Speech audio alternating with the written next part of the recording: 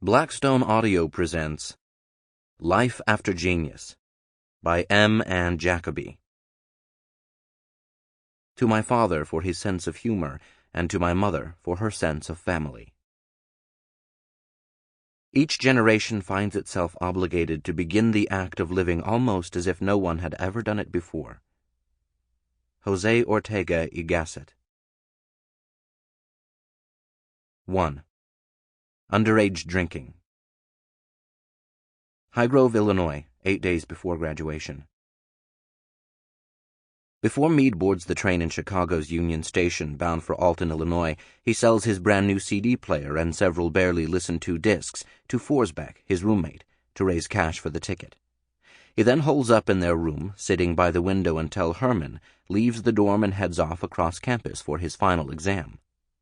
Even then, Mead is terrified that the guy will double back and follow him, suddenly materializing in the train seat across the aisle.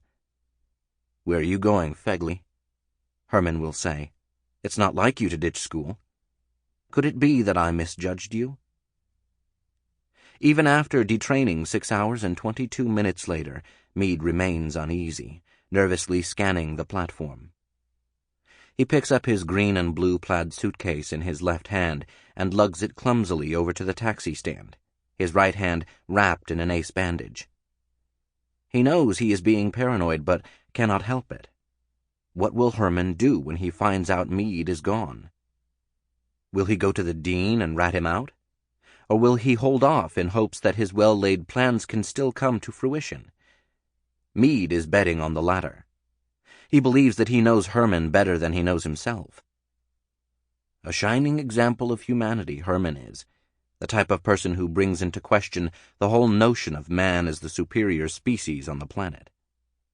The cab driver is skeptical when Mead gives his destination. "Highgrove," the guy says. "Why, that must be 30 miles from here." He stares at Mead's bandaged hand. But he relents when Mead promises to make it worth his while.